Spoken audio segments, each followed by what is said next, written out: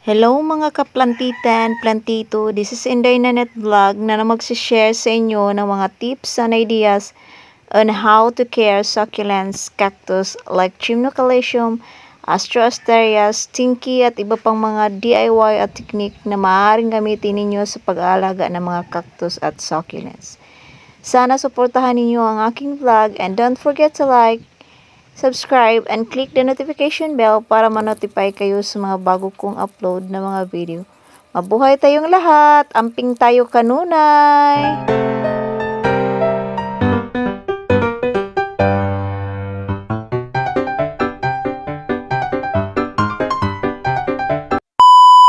Three DIY pots. Meron akong dalawang pig o tatlong piggy dito.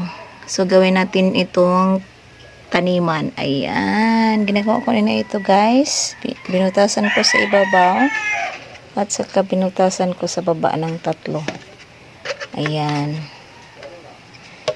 So, ayan lang, guys. So, makabili tayo ng mga mura-mura na mga ganito. At gawin lang natin ng paraan para matamnan ng ating mga cactus. Ayan na, guys. So, ipakita ko sa inyo na may tanim na siya. Ayan. Ang ganda, guys.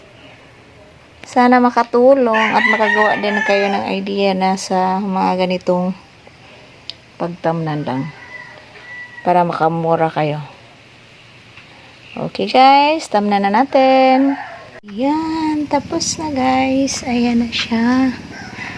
Meron na siyang karga-kargang mga gymno. Ayan. Ang ganda ng kulay niya, oh, sa ilalim. Ayan, tumaas yan. Punta dito. Magpipink na yan. Ayan na siya. Ayan na, guys. Tapos na. Ayan. Sana makakuha kayo ng idea na ganito din ang gagawin nyo. Pero, meron pang mas malaki dito. So, itong ginawa ko is parang 4x4 lang. 4 ang taas at saka parang 2 lang ang kanyang bunganga ang ginawa ko. 2x4.